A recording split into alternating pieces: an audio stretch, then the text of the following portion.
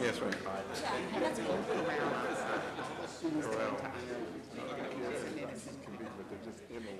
Good evening. Let me get started tonight. Let me call to order the regular meeting of the Board of Trustees of the Texas Southmost College District Board. Present today, board members are Mr. David Oliveira, Ms. Tali Zimmerman, Dr. Roberto Robles, Mr. Eduardo Campirano, Ms. Rosemary Breedlove, and Mr. Roman Esparza are absent tonight. And we have, of course, Dr. Juliet V. Garcia. The first item on the board briefing is going to be a board briefing on the Master Chorale's performance in Ireland, something exciting for us. And so I'd ask Dr. Chip Dameron to approach the podium, please. Come on up, Chip. You going to sing, Chip? He's going to sing and give us poetry. Well, they wanted me to, but I told them this is their night. I am wearing my shamrock, and these are the members of our Master Chorale, made up 38 wonderful, talented singers who made the trip to Ireland during spring vacation. About a year and a half ago, we received an invitation to bring our Master Chorale to perform during the St. Patrick's week of activities, culminating in the parade on Saturday, and we were invited to come and perform at St. Patrick's Cathedral to sing on the Friday preceding the parade itself. I had the distinct pleasure to be part of the support team, which included, we had writers, photographers, videographers there to document and send stories back. You may have read some of them in the paper. Really wonderful coverage. And I would like to mention that after the performance at St. Patrick's Cathedral, several of us were invited to the Lord Mayor's home in Dublin, at which he made a special presentation to Diane Brumley, the director of the Master Chorale, in honor of the performance of our students. So without further ado, I would like to introduce our extremely talented and motivating director of our Master Chorale, Diane Brumley.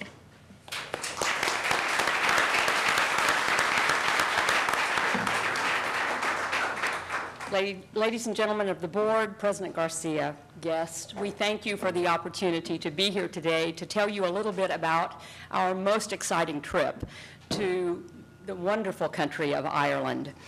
The award that we received from the city of Dublin, from the mayor, the Lord Mayor of Dublin, is this beautiful plaque. All right. And it will hang in the Fine Arts Department with much pride. And we were the only choir invited to participate in the St. Patrick's festivities, and we're so fortunate to receive this wonderful award. As an educator, I believe in order for students to succeed and contribute to a global society, to become equipped for professionally and personally rewarding careers, they must be afforded greatly enriched educational experiences. I believe that those sorts of experiences will assist them in the development of imaginative, flexible, and independent ways of thinking and learning.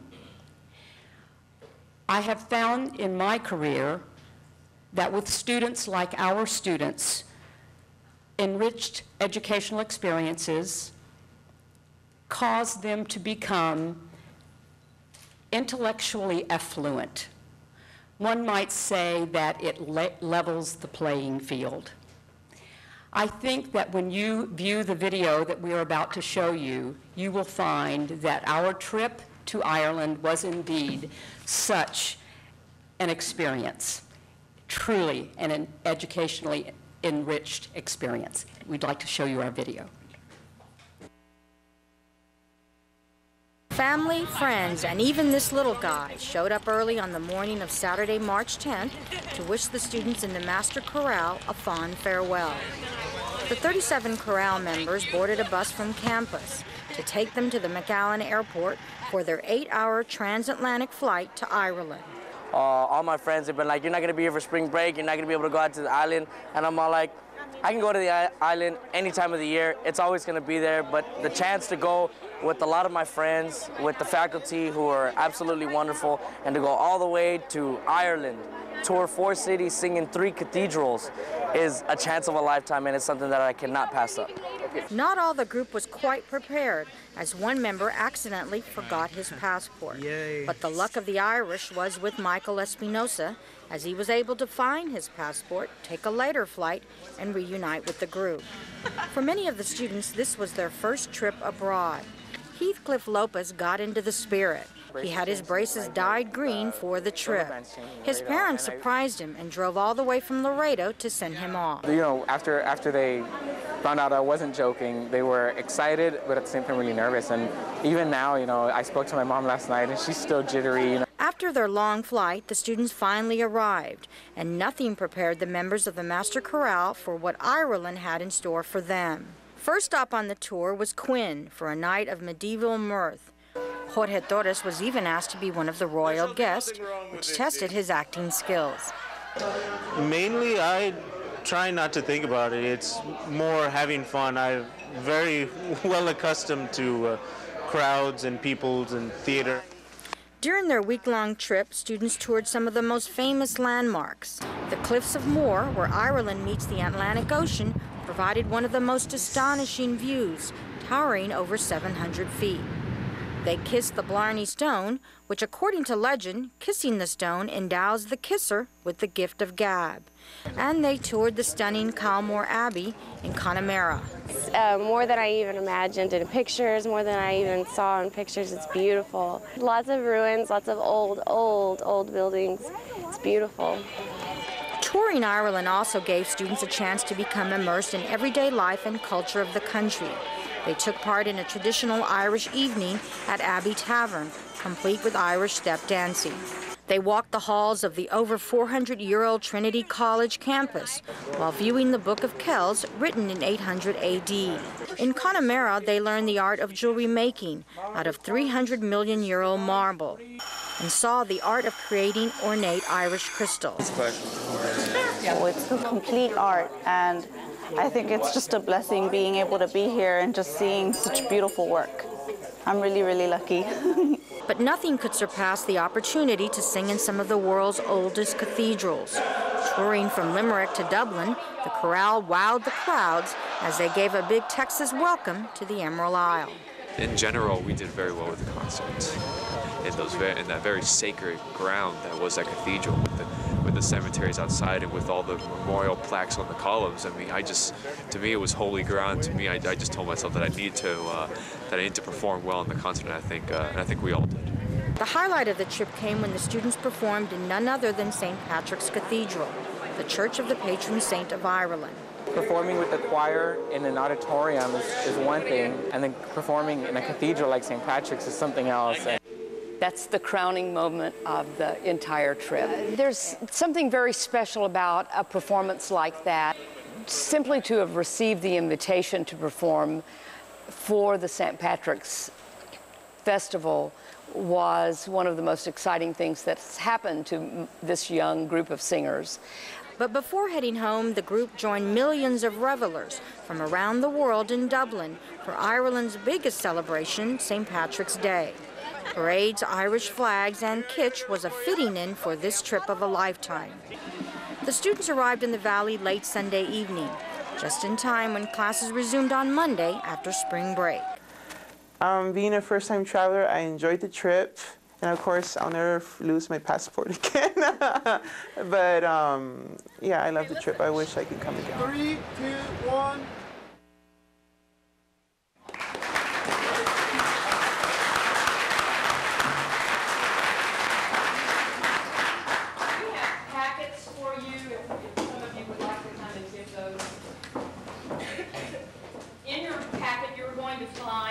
A program. You're also going to find the trip itinerary. You're also going to have an autographed photo from all of these young people while they were at the Cliffs of Moher. Also, a very special thing that was given to our students by Dr. Dameron was a poem that he composed after the trip for the students, and it's wonderful. And also, many of the newspaper articles have been reproduced for you. At this time, I have a couple of students that would like to speak momentarily. Eddie, would you like to go first?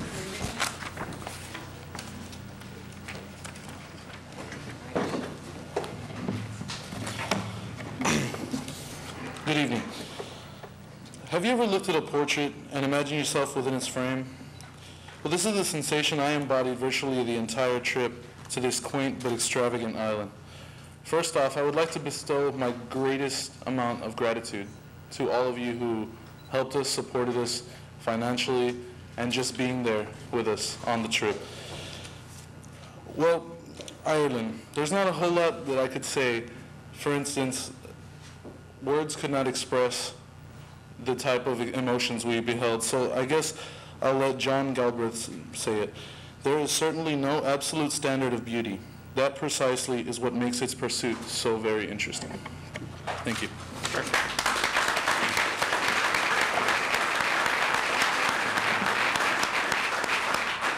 Hello, ladies and gentlemen of the board. My name is Vicky Camacho. I'm a sophomore music education major here at UTB-TSC. I wanted to say that I'm really thrilled and excited that we got to go on this trip. And not only does it give us the motivation to have a great year next year, but it gives us that inspiration to travel along with our careers and with the motivations that we have for the rest of our life to aspire and to become the kind of directors and the kind of musicians that we're trying to be here at UTB-TSC. And we only hope that in the next few years to come that you will be seeing more and more of this organization. And we'd like to thank you again for this opportunity.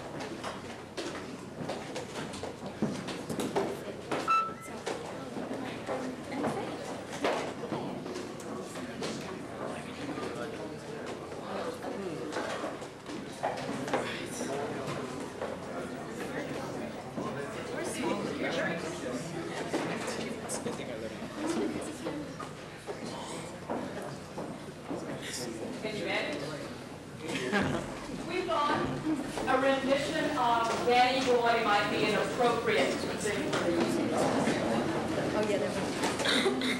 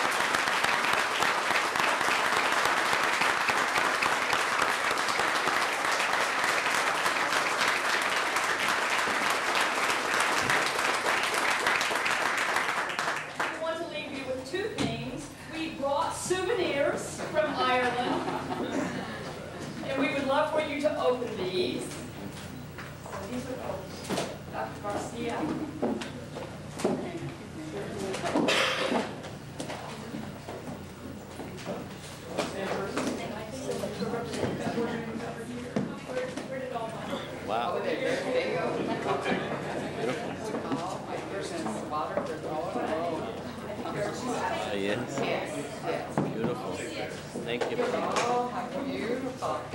You should know that the symbol of Ireland is the heart, and we felt like it being Waterford crystal and a heart and a musical association, all of those things. Much. Thank you. Muchísimas gracias.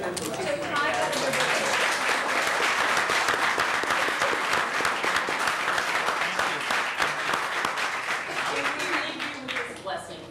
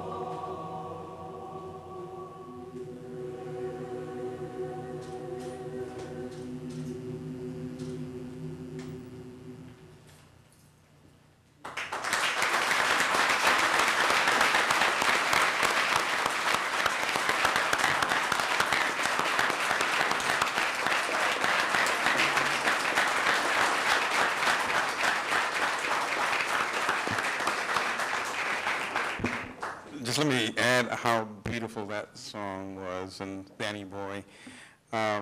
You've made us so proud to know that our students were in Ireland representing the university and our community. The local Herald was giving you good coverage, so we knew where you were, and it's just makes me so proud to know that we have such talent on our campus, and thank you for your efforts in putting this choral so together and so beautiful. I'd like to add just something that Dr. Garcia told me while you were in Ireland.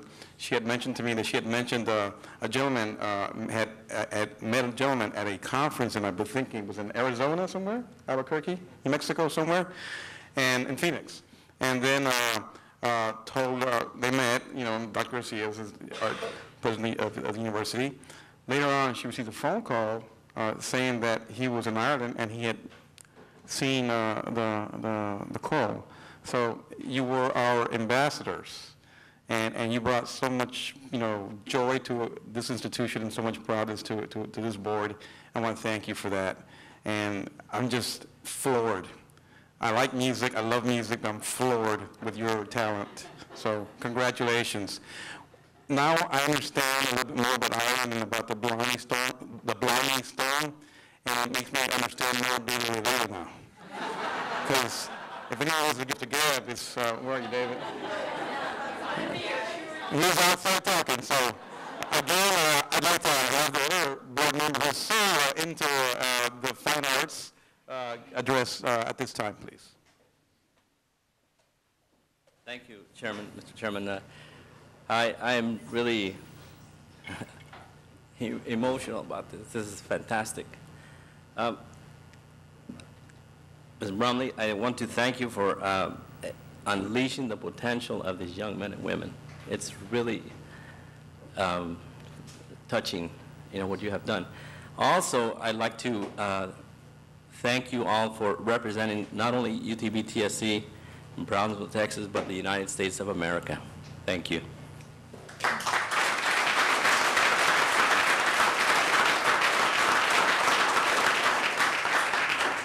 Well, thank you very, very much. Not much to say. You've rendered this very articulate group almost speechless. We thank you.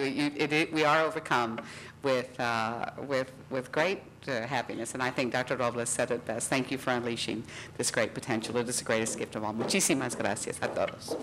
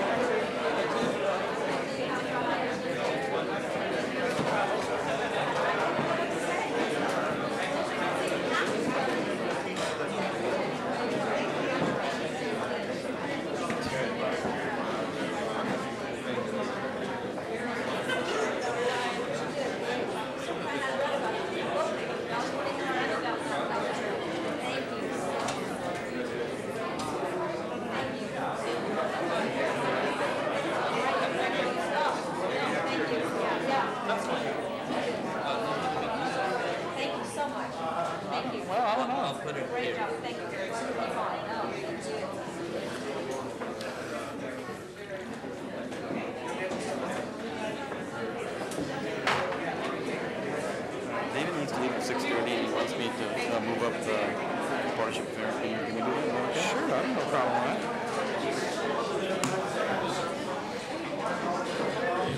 Thank you. It's over here. It's right here. No kid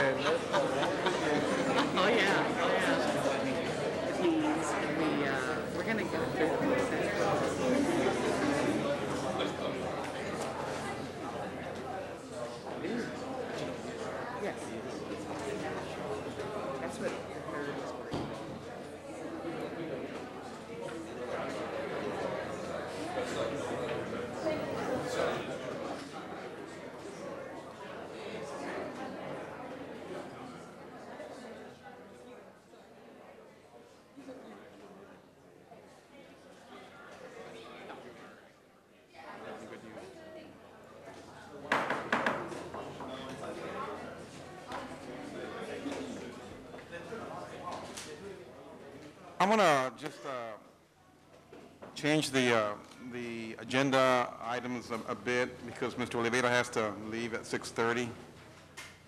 And so I'm going to go ahead and ask that we move to item number 7, which is the Business Affairs Partnership Committee. I'm going to ask Mr. Campirano to please handle that committee report. Well, what a letdown after what we just heard, but here goes. The Business Affairs Partnership Committee met on Monday, April the 23rd. The meeting was held in conjunction with the Board of Trustees workshop. The following items were discussed at the meeting. The first item was consideration and action on a change order number 2 to the contract with the REC Industries for the iTech Campus Plant Project. Change order number 2 is necessary to cover the cost of replacing approximately 12,000 square feet of roof decking. The deteriorated decking was discovered when the existing roof was removed during the construction process. This item was discussed and the committee recommends, and I move to approve change order number 2 to contract for the contract with REC Industries for the iTech Campus Thermal Plant Project in the amount of $114,748. It's Motion's been made by Mr. Campirano's committee to, and Mr. Campirano to approve change order number 2. All in favor? Mrs. Zimmerman, Mr. Campirano's made the motion, second by Ms. Zimmerman. All in favor? Aye. All opposed? None. Motion carries. Second item for consideration was action on substantial completion and release of the final payment to REC Industries for the iTech campus thermal plant project. The thermal plant project included modifications to the thermal plant and roof area, installation of 2 new 1,000-ton chillers, and relocation of the cooling tower installed under Phase 1 of the project.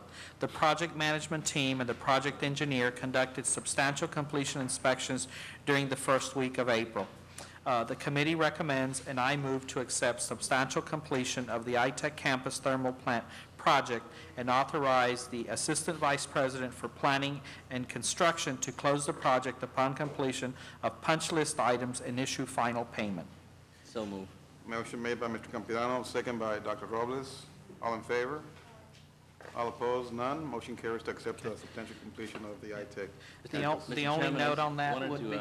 I just wanted to clarify that these monies had been set aside already in case there was any cost overruns, and so that money had been set aside. So that's important to Thank you, Dr. let the public know. Yeah, and the only thing I wanted to add is that upon completion of all the punch list items and acceptance, it will initiate the warranty period on this work. So there is a warranty period of 1 year. Item number 3 was consideration and action on change order number 2 to the contract with Jamil Construction for the pedestrian bridge project. Change order number 2 is needed to cover the cost of labor and materials required for the installation of pilings for the pedestrian bridge.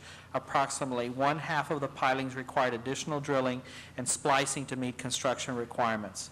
The committee recommends, and I move to approve change order number 2 to the contract with Jamil Construction for the pedestrian bridge project in the amount of $14,885.73. Motion's been made by Mr. Campirano. Second by Ms. Zimmerman. All in favor? Aye. All opposed? None. Motion carries.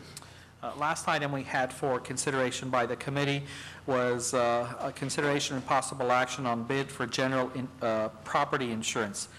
The district requested for general property insurance through a competitive sealed bid process. The deadline to receive bids was Tuesday, April 17th. Bids were received from Shepherd Walton King and New Tech Insurance Services. In addition, staff requested an alternative insurance proposal from UT System. The bids and the UT System alternative were reviewed in detail at the meeting. I will now call on Rosemary Martinez, Vice President for Business Affairs, to introduce the representatives from UT System to make their presentation. Thank you, Mr. Campirano. I just wanted to take a few minutes to remind us that last year at renewal, we had talked about the possibility of developing an insurance program that would change how the district insured facilities, and at the direction of the board, staff worked and has been working with the UT System Office of Risk Management to develop a proposal. And so I'd like to introduce Phil Dendy, who is the Director of the Office of Risk Management for UT System, and Paul Poussin, who's the Associate Director, and they will provide a brief overview of the UT System program for insuring general property. Thank you, Rosemary. It's our pleasure to be here tonight, and I want to express my appreciation to both Rosemary and to the board for allowing us to present this proposal. The Office of Risk Management for the University of Texas System provides a variety of comprehensive risk management services. We are involved in a variety of self-insurance programs as well as commercial insurance programs. Our property insurance program is a combination of the two, and it became that way really as a result of some activity related to Tropical Storm Allison, where we did some renovations or changes to that program. I'm going to introduce Paul Poussin to run through the proposal as well as give a brief overview of our program. Thank you. Thank you, Phil. Okay, briefly, what I'd like to do is provide you with a brief description of our property plan. The University of Texas System insures approximately $22 billion in assets through its property insurance program. Because of its size, we're able to approach the marketplace, the insurance marketplace, with a structured program that allows us to take on more risk, invest in sound risk management principles and loss prevention activities, and therefore save dollars and allow us the opportunity to be less vulnerable to the insurance market cycles. What we have here briefly is a hybrid program of both commercial insurance and self-insurance. We have two programs within the plan. One is a fire and all other perils program, which is on the left, and it is a large self-insured retention program where all of the institutions that participate in the plan have a $250,000 deductible. We have a $7.5 million self-insured retention within which losses are paid by all participating institutions on a 5-year replenishment. And above that, we have commercial insurance up to a $1 billion policy limit. So that is the commercial side of our program. The named storm wind and flood program is one that has an underlying policy of Texas windstorm insurance as well as National Flood Insurance Program insurance to provide an underlying layer of coverage. Above that, we have an institution deductible of $250,000, and above which we have a $50 million capacity within the program, which is backed by issuance of debt. We are allowed by statute to issue debt post-loss. We had to approach our program in this manner given the insurance marketplace and the restrictiveness in terms of coverage as well as capacity. So, to give you some comparisons of the University of Texas System's alternative proposal to what TSC has received for the current plan year, you have about $153 million in total insured values, and the proposal that was provided was at approximately $1.1 million in annual premium, and that was for all perils including wind and flood, fire, hail, etc. Conversely, UT Brownsville has approximately $95 million in total insured values and pays approximately $200,000 to participate in our program. Again, for all perils including wind and subject to our plan requirements. What we are proposing is an annual premium for Texas Southmost College to participate in our plan of $162,271. Considerable cost savings. Premium payments and billings would be coordinated through UT Brownsville. However, it would be itemized so that Texas Southmost would know its cost associated with participation in the plan.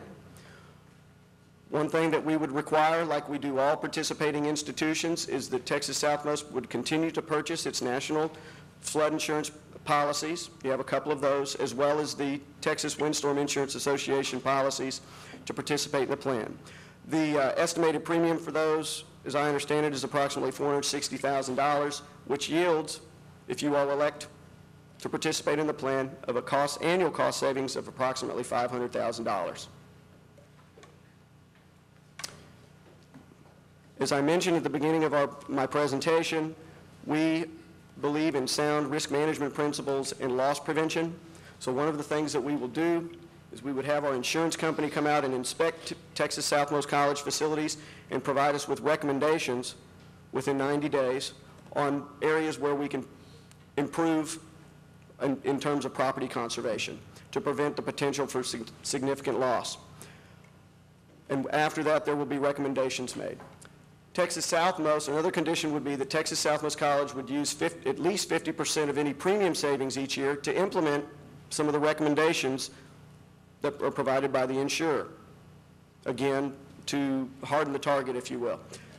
Follow-up inspections would occur annually and generate new recommendations, so this would be a continual process. And obviously, we would need to amend the partnership agreement through some interagency agreement or something along those lines to address the terms and conditions of participation in the University of Texas property insurance plan. Again, some of the advantages: reduction in premium expense, that's savings of $500,000 annually. There's less vulnerability for the institution in terms of insurance market cycles. There's an emphasis on loss prevention and property conservation principles. to prevent the potential for serious loss. And it also, if need be, allows you all some flexibility to establish reserves through some of your premium savings.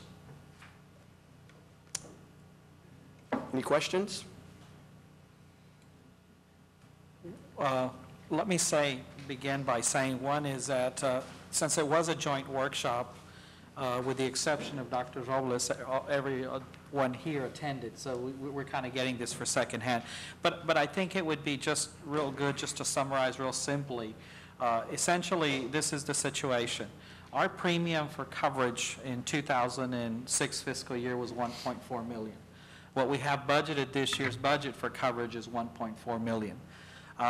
If we were to decide to keep the same coverage and insure to full everything again, there was a change in the market, it would still cost us $1.1 million. Now, what we're doing by looking at, you're still going to have to bind your windstorm and your national flood. That is approximately $465,000. The difference in that, though, is this program, which is $162,000. So if you just simply look at the numbers from, you could leave it alone, it's going to cost you $1.1 million, or you can take this proposal and still have to go out and buy our traditional coverage, the windstorm and the flood, and combined it's going to cost us about $650,000. So essentially, the savings to the premium coverage is about $500,000, but the savings to the budget is about $800,000.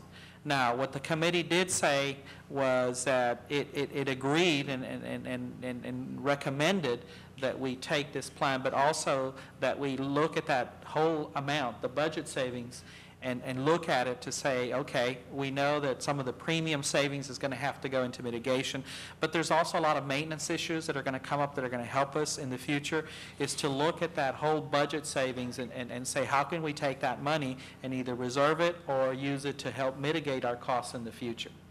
So unless there are any questions from any members of the board, the motion and the recommendation by the committee was to recommend, I would recommend and move that we accept the bid from Shepherd Walton King for windstorm insurance through the Texas Windstorm Insurance Association, the amount of $466,279. In addition to that, the committee recommends, and I also move to participate in the UT system insurance pool for all other perils insurance and $50 million in excess windstorm insurance in the amount of $162,731. And just reiterate the committee's recommendation to take that entire budget savings and use it for future purposes as it relates to coverage. Mr. Campanano, could we also at this time, I guess, award the bid, or there wasn't a bid, but award also to Shepherd Walton King the procurement of the That's flood what insurance? the first portion of the motion did. Okay. Yeah. We have to bind that regardless, and so that portion would remain. Flood and windstorm. Yeah.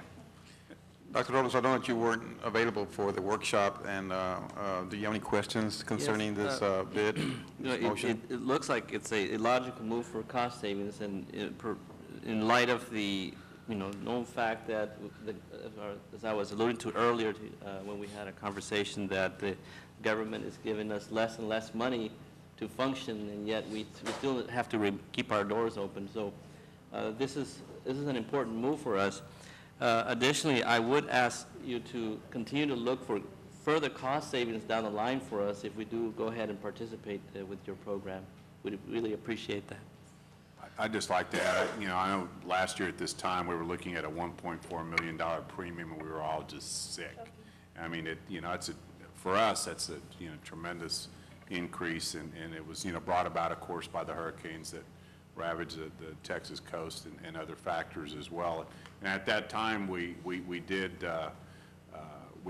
asked staff to look at other options out there, pooling, other self-insured options, and I thank you guys. I have to admit I wasn't hopeful we were going to be able to to find anything that would amount in substantial savings, but this is tremendous news. And if there's still people out there who think that the partnership with UT wasn't a good thing and hasn't been beneficial for us, well, this one, by God, is going to save us $500,000, and not to mention the budgeted amount would, it comes close to an $800,000 savings. So thanks for your presentation, and appreciate you all helping us out. Will you second that motion then? I am seconding that motion. Motion's been made by Mr. Campirano to accept the insurance bids as presented this evening, and seconded by Mr. Oliveira. Any further discussion? Dr. Robles? No, sir. Zimmerman? The one just had a comment is that we can revisit this annually, or you can revisit it every year. In fact, both the UT system and we probably should do the same. You can still go to the market so you can kind of see what is happening and use that as a basis of making a decision whether to continue in the program or to look for some other means, but it doesn't lock us in for infinitum, and we can revisit this issue annually, every 2 years or 3 years, or however we think it's prudent. So all in favor? Aye. All opposed? None. Motion carries. Thank you, sir. Yeah. Also want to thank New Tech, who's a local company. They also submitted a bid and proposal, and certainly thank them for participating in this process. I'd also like to thank Rosemary Martinez, because Rosemary, we gave you this, David, I think, gave you this request to look into other avenues to procure insurance for our institution, and you did a fine job. And again, thank you very much for your hard work. Thank you, Rosemary. Well, I want to thank the UT system folks who took a notion that I had and actually looked at all the legal language in the partnership and were able to find a way to do this. And so I think it's a tremendous partnership. And it's bringing the two partners closer together and weaving them in a way that we've never really had before. And so I was very happy to work with them. And then the good news is that we're saving a lot of money. So that's great. Thank you very much. Okay, we're going to go back to item number 3. The board will now convene into executive session as provided by Government Chapter Code 551 briefly.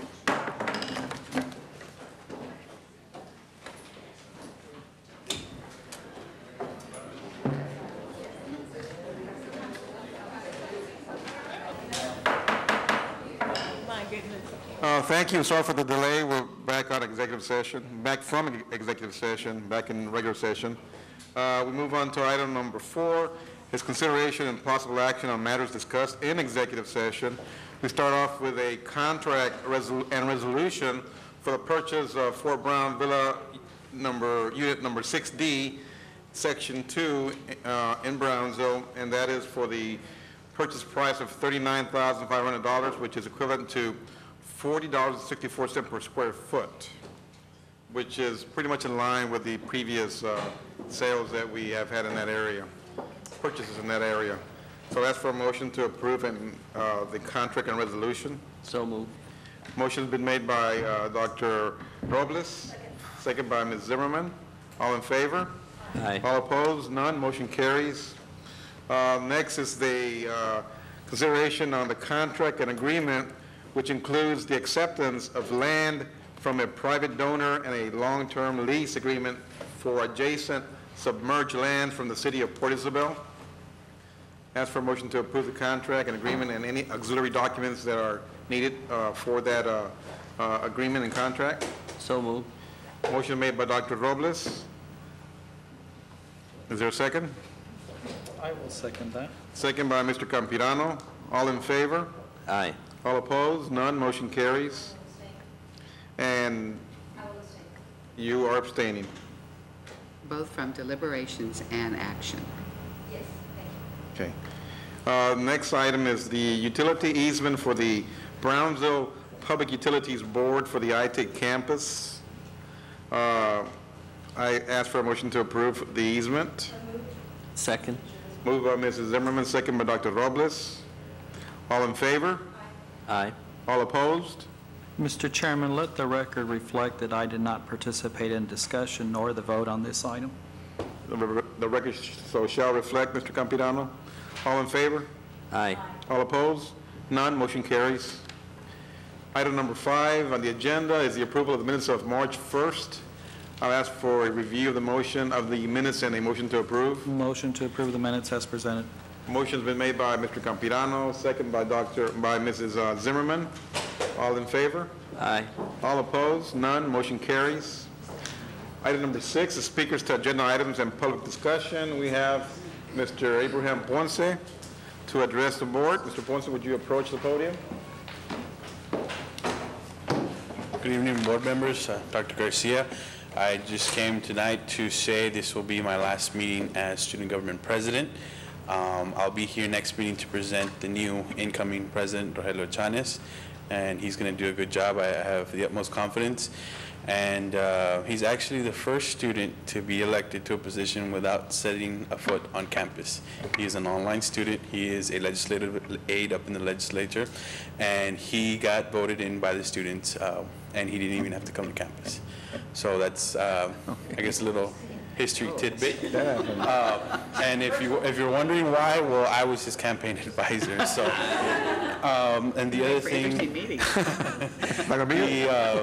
the other thing is that this morning we went in front of the Senate Education Committee and we presented the companion bill to Senate Bill 602, which is the athletic fee, and it did get voted out of committee this afternoon as we were getting back. It did get voted out of committee, and so it will be in its last leg of the procedure and hopefully be presented on the Senate floor. And we did get a committee substitute to get it back to the original wording. So all that work has paid off, and I thank you for being our leaders. You have been a wonderful example. I've learned a lot from each and every one of you. It has been a wonderful experience, not only being in student government, but being part of the political process. I told this afternoon at our last meeting that I won't be, in the limelight no more. I'll be in the shadows in case anybody needs me. And my title does end, but my service doesn't. I'm always going to serve this institution, and I'll always be part of this institution as well.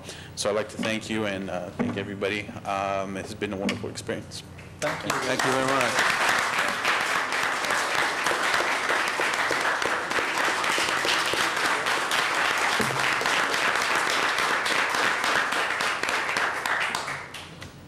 Mr. Ponce, thank you for your service as the student government president. I know that you were very eloquent in your presentation to the legislature concerning the student fee bill, and it just goes to show your dedication and your desire to participate in the political arena of this institution. Your hard work paid off. And I just wish you the best in your endeavors. When I was fortunate to be in that panel with you last week, I said, I look at you, I see a bright future for you, I see maybe law school for you. Thank you for confusing me, by the way. And I really hope that you follow your dreams and don't stop your education, because we need you. You're the future of our community, and we need you to lead the way. Need you here. Yes, ma'am. Back in this area. I will be back. So again, on behalf of the board, thank you for your participation and good luck, sir. Thank you. It's been a pleasure to see you grow,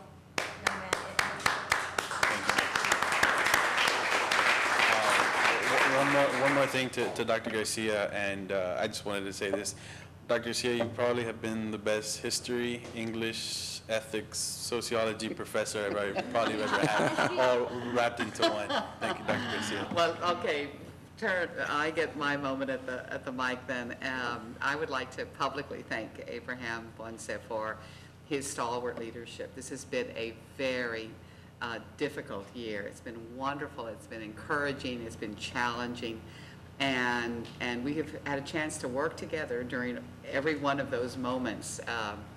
And I don't know when I have been prouder of any student leader on this campus than I have been of you, not only during your testimony, but also in the long talks on the way home and also in deliberations about what steps next to take, and never swaying from the responsibility that you were given by the students of this university, never thinking about how it might affect you personally or anyone around you. It was always with the cause at heart, and you were just so professional and so articulate.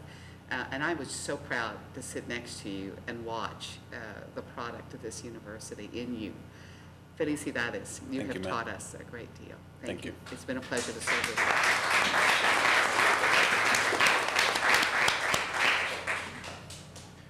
Okay, next item, we're going to skip item number 8, which is the Institutional Effectiveness Partnership Committee, until we have until the next board meeting. So we move into item number 9, is the bond projects.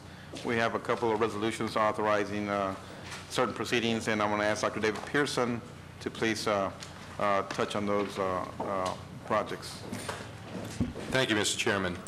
The general obligation tax bonds authorized by the voters back in November 2004 call for a series of bond issuances up to a figure of $68 million. To date, there have been 2 bond issuances, one of $20 million in 2005, the other of $25 million in 2006.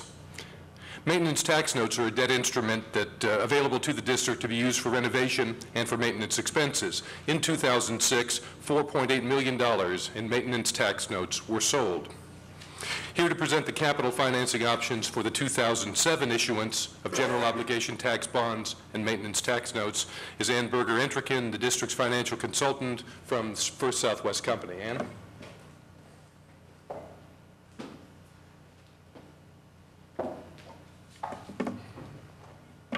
Thank you, Dr. Pearson. Honorable Chairman, Trustees, Dr. Garcia, it's always a pleasure to be here. Thank you again for allowing me to be here, especially on such a memorable meeting, having the opportunity to see the choral group. And it's also very interesting, too, as we were talking about the insurance. I remembered I was at the meeting last year when you were going over the insurance. It's like insurance, it's bond time. So thank you for letting me be back again. As I always do, I think it's very helpful to just start off with an update on the market. So I'll do this very briefly to just give you a glimpse of where we are. This is the Bond Buyers Index of 20 municipal bonds. And this is the index that comes out every Thursday. And while it's not the absolute rate that you will get in the market, I believe it is an excellent barometer for the trends that we are seeing in the interest rate environment. This chart goes back to 1987, and what I would like to ask you to do is to draw your attention to the far right-hand side, and what you will see is we had a low in December of '06 that not only represents the 20-year low, but it really is reflective of probably a 40 or 50-year low. And if you look at where we are as of April 12th, we were 26 basis points, or about 1/4% off of where we were for the low for the period. This is the same chart, but we really, on this one, only go back to 2003. And the reason I show this chart is that although interest rates have been in a very low trading range for the last 3 years, when we step back and we look at it on a more detailed basis, you can see that there's been tremendous volatility in the market. We want to show that to you because we've had days where we've lost 35 basis points in one day. And so we try to be mindful when we put together projections going forward that we are reflecting on what has actually happened in the market. This is the AAA insured municipal yield curve, and all the debt that we have issued has been rated AAA. What this looks at the bottom, and I know you can't see the numbers, but it starts with year 1 and goes out through year 20. And in all the bond issues that we've done to date, we've sold 20-year bonds, and this is reflective of the coupons that go from the first year out to year 20. What's interesting is on the left-hand side, you can see there's been tremendous movement. And this is really reflective of the Fed's action in raising the Fed funds rate. But what you can see on the far right-hand side is that it's really stayed in a very narrow trading range. And what's the most interesting is if you look at the yellow line, and I think it's ironic that they called it a yield curve because it's about as flat as it can be, but it's higher on the left-hand side in the shorter maturities, but if you look on the far right-hand side, it's lower than it's been for the last several years. I ask you to keep this in mind as we go forward, because if we were to extend that line out to the right and go to 25 or even 30 years, that line is very flat, extending beyond the chart. This graph looks, the blue line is what we showed you in the first two graphs. The red line is just a weekly index that we monitor, and the yellow line shows the Fed funds rate. And you can see how on the far right-hand side, it really stair-stepped. Almost every time that the Fed met, they took action to raise it 25 basis points. Well, it's leveled off, and for the first time, we're getting economic indicators that may put us in a position where you can start seeing potentially those rates come down. Now remember, that's only on the front end of the yield curve affecting short-term rates. It hasn't really so far made a difference on long-term rates. Now moving forward, what we have here, and we thought it would be fun to kind of go back and see how we have turned out relative to what we thought our original projections were going to be.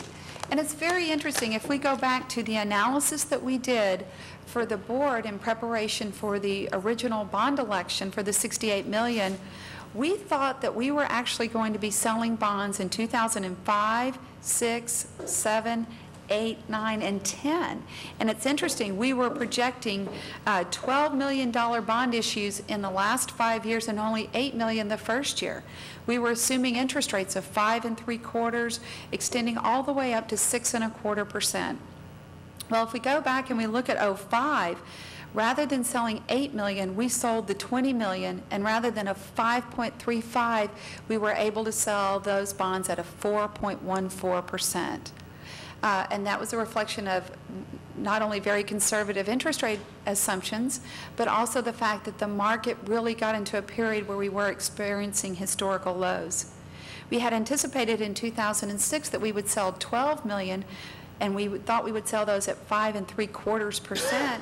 In reality, we sold $25 million, and our interest rate on that was a 4.62. Because, again, we had been conservative on the interest rate projections, and because your assessed valuation grew more than we had projected, we were also able that year to sell $4,835,000 in maintenance tax notes, and all the while be able to maintain that tax rate that was committed to the voters. That has been the most important function as we have gone through and updated the analysis.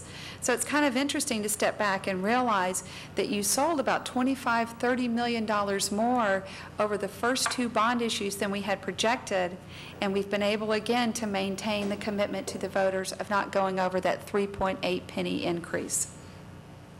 We originally contemplated, when we revised our plan of finance, that we would sell $14 million this year and then $9 million for next year. At least in visiting with the staff, we believe that those are still appropriate ranges for consideration.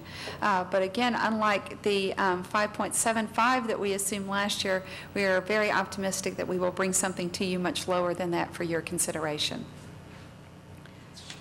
So looking at our plan of finance for this year, it's very interesting. We continue to always analyze multiple scenarios, and the most important factors are the taxable assessed valuation and the interest rate. And we've looked at two various scenarios where one, we assume your assessed valuation will grow 4%, and the other on the bottom where we assume it will grow 5%. We also are assuming that we will do the $9 million this year if the board approves this, and that we will do the $9 million next year. Again, working very closely with your staff and making sure that the timing of those bond issues will follow the construction draws. But again, I think the important part that we have for your consideration today, to complement the $14 million that we have talked about, there is an opportunity for an additional $2 million of maintenance tax notes, again being able to keep the tax rate at the 3.8 penny increase that was represented. And I think that that's probably one of the bigger things for your consideration as we look at this, to incorporate an additional $2 million in the maintenance tax notes this year. The other thing that's a little bit different that we are considering is our last two bond issues we sold with a 20-year final maturity. For your consideration this year, we feel very comfortable in recommending for consideration that these bonds go out for a period of 25 years. We feel comfortable recommending that, really going back to the chart that I showed you that shows how flat the yield curve is. And right now, if you extend for 20 to 25 years, there's only a slight increase in the cost of financing, whereas in other historical interest rate environments, there's a much bigger premium, so to speak, for extending out that last 5 years. We went ahead and looked at it now for next year to look at what the impact was as well, but we really just showed that for purposes of illustration and believe that that should be a decision that would be made a year from now based on what the yield curve looks at that time. So to complement the $14 million that we have been planning for this year, for your consideration, we would like to consider a 25-year bond issue on the $14 million and then incorporate an additional $2 million in maintenance tax notes to complement the construction projects that are undergoing and under consideration. And that, for statutory purposes, needs to be 20 years. I have behind this, and really do not intend to go into it, we have all of the supporting data and all the supporting schedules. And so at this point in time, unless you have specific questions, we'll move on to the timetable. And I have questions, but I don't know if they're appropriate to ask of you. And that is, what are we going to spend the money on in terms of what are the projects that we're going to spend the $9 million on? And this is the first time we've had a discussion about doing additional maintenance tax notes. What are we going to spend that money on? Yes, sir. I may...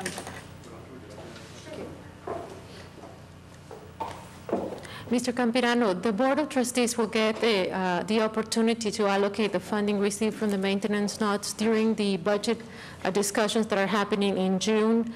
At this time, we are putting together a proposal that will fund some of the ITech projects with these dollars and then free up some of those dollars allocated to ITech for the bond projects. At the meeting in February, we talked to the board regarding the escalation that has taken with the construction projects. So we would like to bring that to your consideration, that the allocation then will be made to the bond projects. But you want us to approve going out and issuing the tax notes before we know what the money is going to be used for? There is approximately about $6 million in deferred maintenance already on the campus, and so there's also other opportunities here on campus. So there's plenty of need for those funds, but yes, sir, we're asking for the authorization to see if there's an opportunity in the market to do that in June.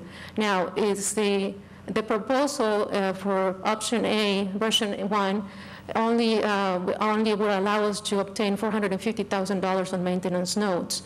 If we then achieve the growth that we're projecting, it may be an opportunity to do $2,250,000 only. That's the maintenance notes. But again, the priority is the general obligation, and those are part of the $68 million that the board has approved. Well, yeah, I'm well aware of that. It's just that it was the maintenance tax notes. I mean, I know in the past when we looked at doing that, and we had projects and we knew where we were going to need that money and how we were going to spend it. So it was just that I wasn't expecting to, I guess, have a discussion about maintenance tax notes without understanding what we were looking at or where we were going to spend that money.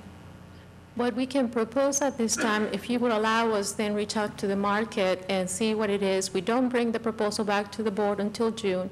We have a meeting in between where we can have a discussion about the projects and the needs, and then make a decision at that time. Well, if you're asking us to let you go ahead and do that without committing issue them, I have no problem with that. Yes, sir. That's exactly what we're asking for tonight.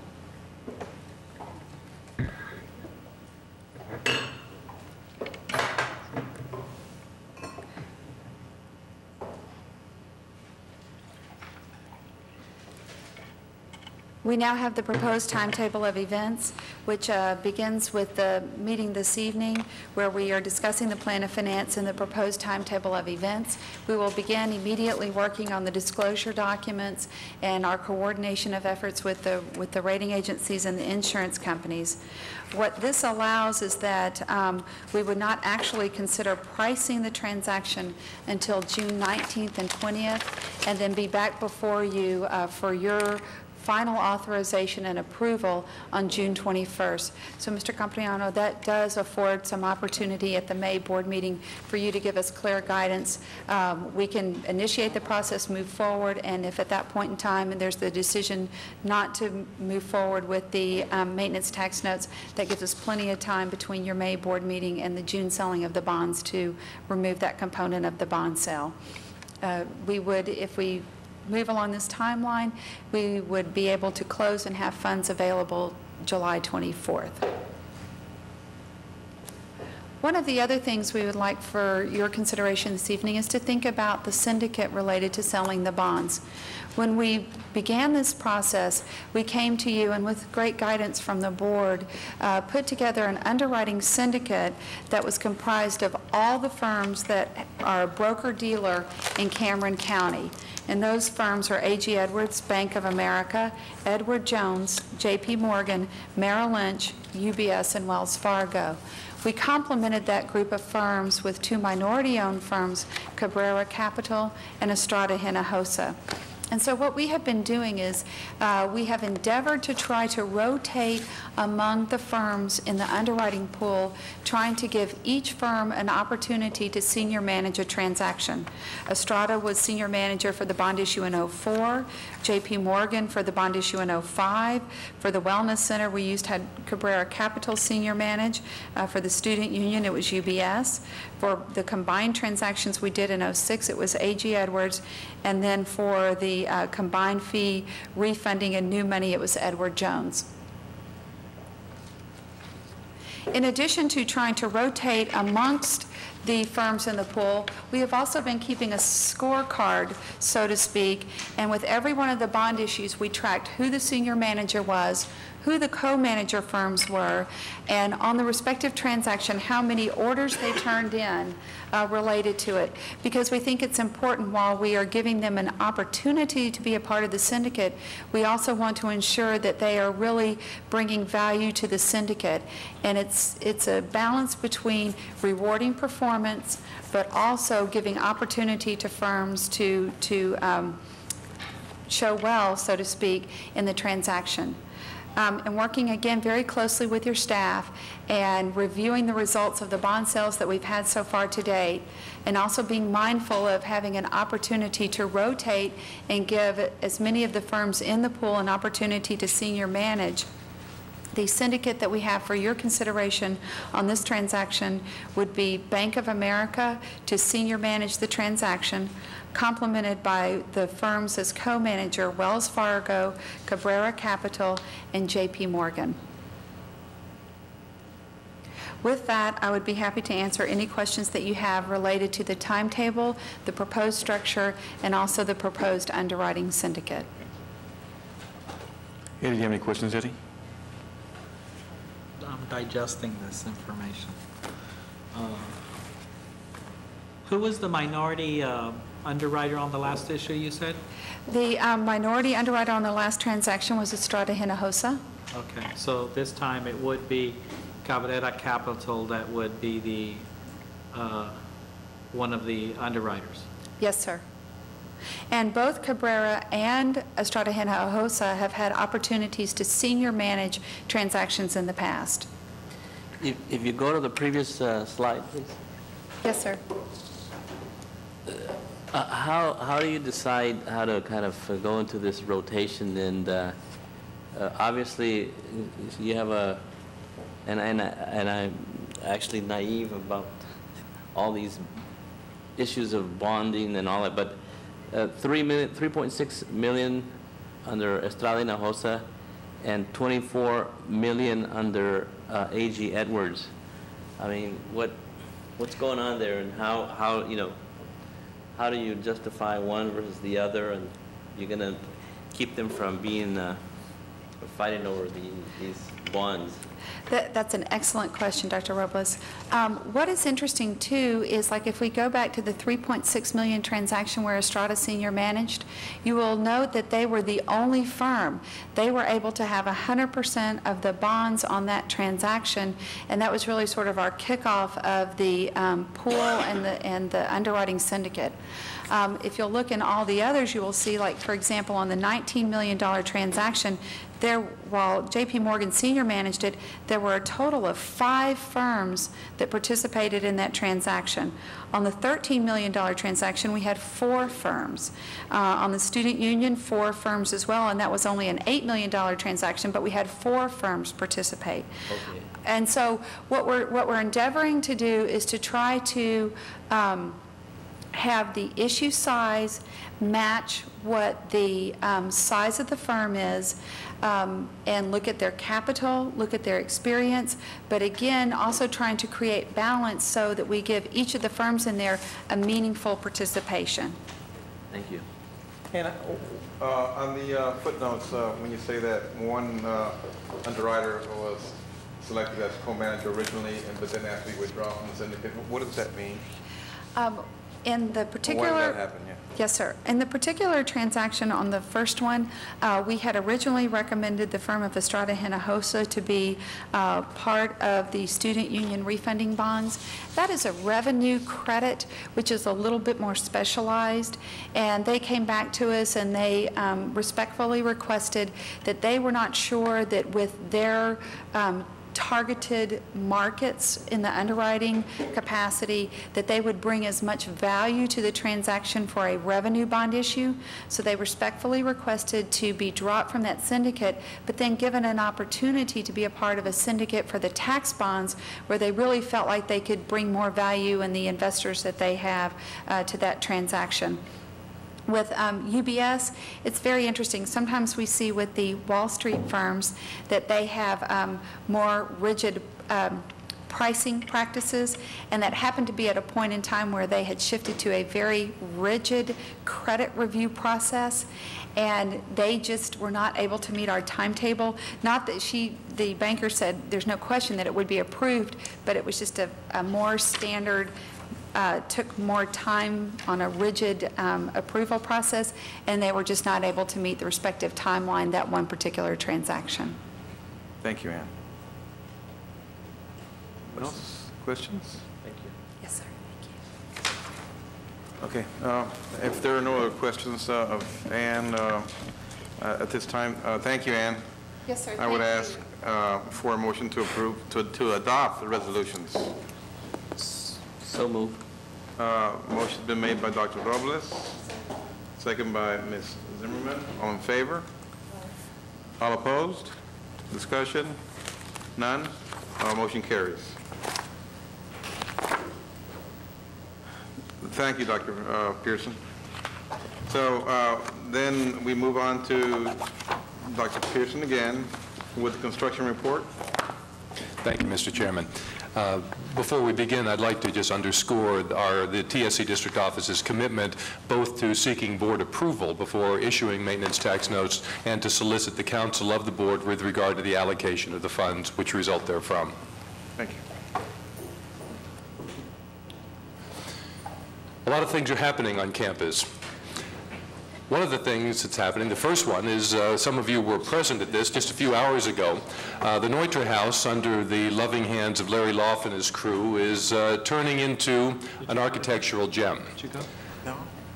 Larry has now put in the metal lath, which apparently is of a type similar to that which existed back in the 30s. You can see the doors are being framed out. The built-in furniture is being crafted. Much of the furniture in the Neutra House was actually built in. The plumbing, the air conditioning is in.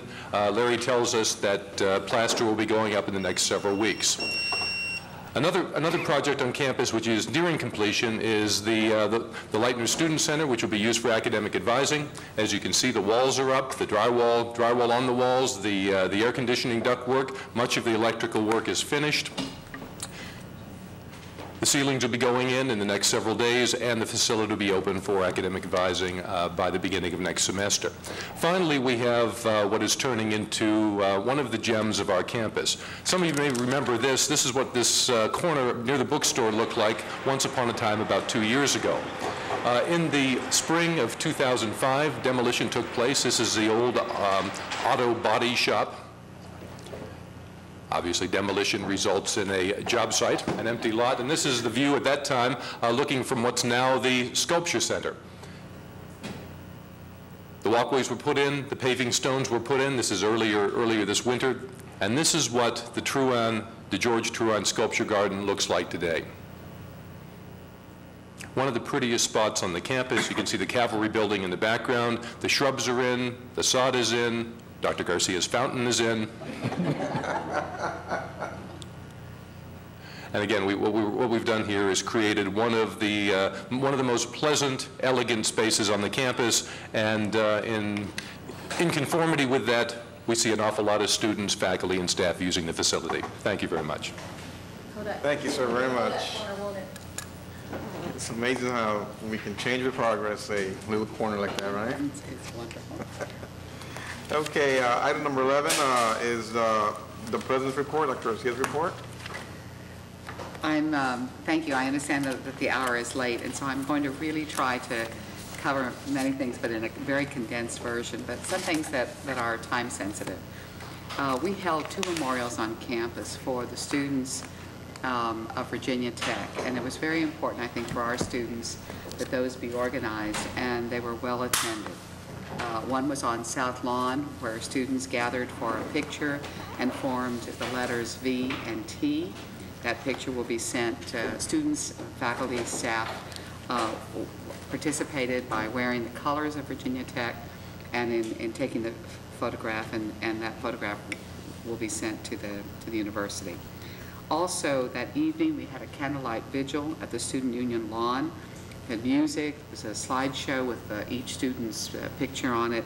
2 students read out the names of each student and shared thoughts with each other. It was very healing to hear our students talk about the tragedy and how it affected them individually. And I appreciate very, very much the students wanting to hold those services. The School of Education, the Guidance and Counseling Program in the School of Ed has received a very important honor. For the first time, the Chancellor decided to make an award for innovations in education. And so if you can imagine, now we're one of 15 in the UT system, putting our proposal up against everybody else's. Only 3 were chosen of the entire system, and one of them was from UT Brownsville. The award recognizes the outstanding accomplishments of the faculty in the community counseling clinic that we have sponsored by UT Brownsville. A committee of scholars evaluated the nominations, and they will receive this honor at the Chancellor's Council event that will be in May in Austin. Drs. Alma Leal, Dr. Olivia Rivas, Dr. Manuel Samaripa, Dr. Selma Isnaga, and Dr. Ray Adamatis will receive the award on May 4th in Austin. I want to send them my most sincere congratulations. We will be rooting and cheering loudly from our seats. I will be there at that meeting, as well as probably others. So it is a great accomplishment, and of course, all under the guidance of our Dean, Dr. Stockton. Thank you, sir, and congratulations. I'm sorry, what's the name of that award? It's the Chancellor's, to give you exactly, the Chancellor's Innovations in Education Award. The School of Education also had a site visit. It was an important visit. It was an accreditation visit by the Texas Higher Education Coordinating Board, along with 3 experts in education from across the country to review whether or not we were ready for our doctoral proposal. The national experts in education came, one from Vanderbilt University, one from Indiana University, and a third from San Diego State University. They met with administrators, with faculty, with potential students, and with members of the community. Mr. Capirano attended that community meeting to represent this board. As a result, the site team made a recommendation, this is the drum roll, to approve the doctorate in curriculum and instruction with a specialization in bilingual studies. We expect the final approval then, their approval goes to the full board, coordinating board, and we will all be there at the July meeting to make sure that the full board approves that. And we've already been given permission, as you know, to advertise for enrollment in this program, and we will begin the program then in September pending final approval. We have, every year, we also give out an Outstanding Teaching Excellence Award. It's called the Chancellor's Council Award. It is a monetary award to an outstanding faculty member from this institution. And I wanted to announce to you that the recipient of that award this year for UT Brownsville is Dr. David Hicks. who, as you recall, came, he's an assistant professor in biological sciences. He came and showed us his pictures of the snail that speared that poor little fish. Well, he will be presented with a medallion and a check, and he was, this will happen at commencement in May. We congratulate him. He's a marvelous teacher and gave a wonderful speech at the awards night for our students. We have a ring ceremony tomorrow. We have over 70 students participating in that ceremony. Every year it gets more and more participative in the sense that students want to do that. And we have 3 particular students that will be awarded their rings for their exemplary service, and we'll hopefully have them here at next time. We also have a quinceañera that is occurring tomorrow night. If you have a pink dress, wear it. If not, wear your suit or whatever else you want, but it's going to be a marvelous event. We're very excited about it. Students have been practicing, and we have a short video to show you that Rick Diaz did with Con Mi Gente on this quinceañera. The University of Texas at Brownsville is borrowing a South Texas tradition. This Friday, it's having a quinceañera to celebrate 15 years since UTB was born and merged with Texas Southmost College. Here's Rick Diaz in today's edition of Con Mi Gente.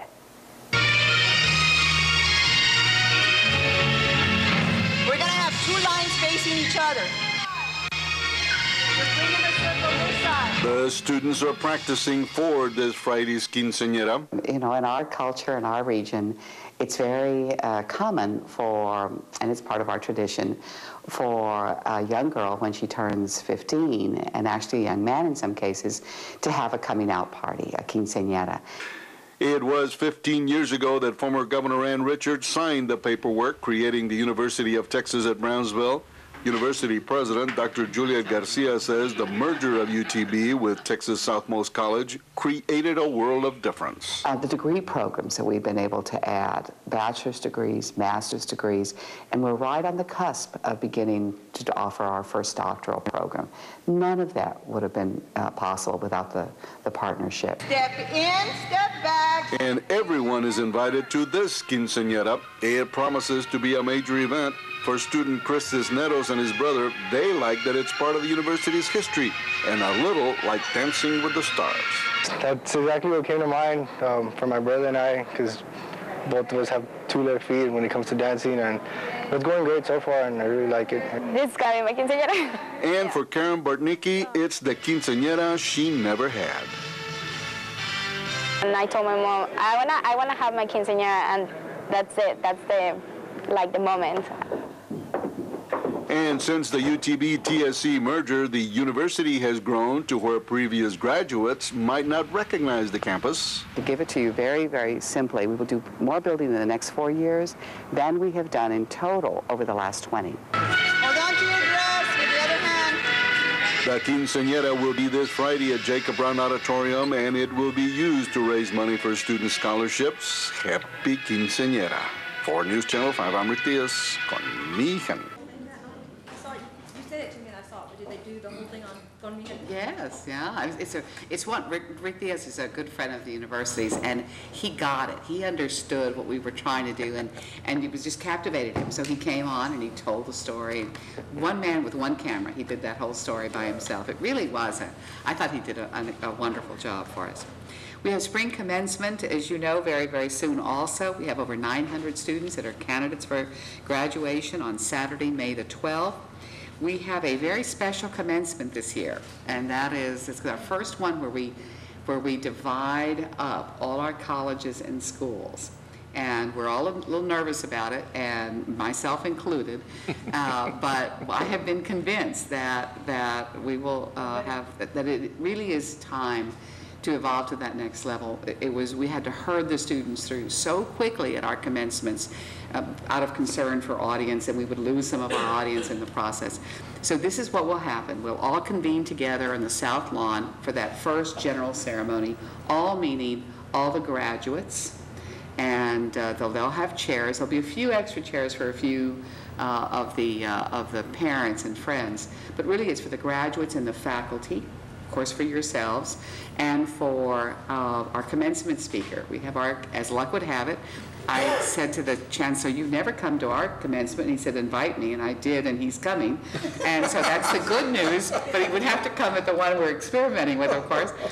So he will be our commencement speaker, which is wonderful, in fact, because the chancellor of UT System has not been to our commencement since our first commencement.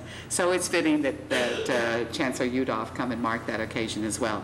So once we have that very short ceremony with the students and with the faculty and with the speaker, that will be, by the way, live broadcast to the different venues, then each college and school with their dean in leading the parade will, I'm sure there's a better word than parade, than the procession, thank you, leading the procession will guide the students then toward their different venues. And the venues include, there'll be the College of Liberal Arts, which is our largest school, our largest college, will be at Jacob Brown Auditorium. So that student group will go there. The School of Education will go to the Student Union Lawn. The School of Business will go to the Education and Business Complex at what we're now calling El Puente Lawn, which is the lawn between the bridge and the building. The College of Science, Math, Technology, and General Studies will go inside to the Student Union Gran Salon. And the School of Health Sciences will go to El Jardín, which is a new location for us. It's located behind the biology wing, adjacent to the Life and Health Sciences building and close to parking. Also known as the soccer field. The others, and also known as La Soccer Field. So we will start, graduates need to be here early at 7:30 in the morning, and family then is invited to come and go to the different venues ahead of time, get a front row seat, be greeted by faculty from each of the colleges and schools. Each dean has prepared a slightly different ceremony in each one of them.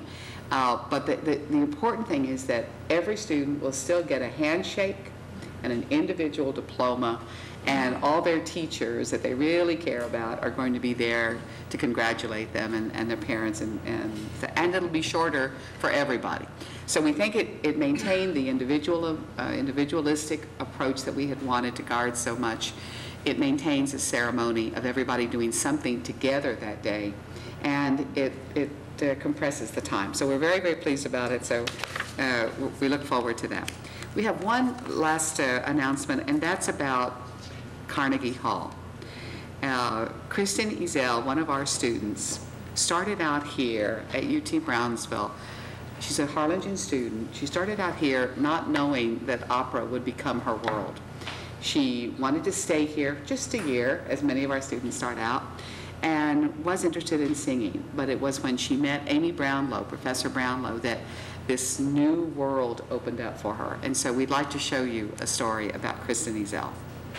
Back just a week ago, a former Valley resident got one of the sweetest bites the Big Apple has to offer, the chance to perform on stage at Carnegie Hall. Letty Fernandez has more in People Stories. For Kristen Ezel, making her professional debut in Carnegie Hall is a dream come true.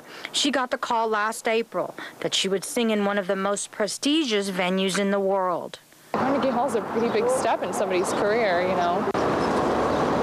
It doesn't get any better than that. So, yeah. Carnegie Hall, it's still sinking in. The 26-year-old Harlingen native was one of 12 singers and 8 composers chosen to participate in the workshop. Composers create original pieces of music that the singers perform in Carnegie Hall. The foundation for Ezel's blossoming musical career began thousands of miles away from the Big Apple at UTB-TSC. And I started summer school in the process, and I met Amy Brownlow, my first voice teacher. Well, I wouldn't be here today if it wasn't for her. After leaving UTB-TSC, Ezel earned bachelor and master's degrees in music. She is currently pursuing a second master's degree while carving her name in the music world. Yeah, you know that saying, how do you get to Carnegie Hall? Practice, practice, practice. Yeah, I was thinking about all the practicing that I've done in the last, 8 years, and wow, it's paid off. It certainly has, and Izelle says she is proof that even if you are from a small town, you can make it and make it anywhere. For UT Brownsville and Texas Southmost College, I'm Leti Fernandez reporting for News Channel 5.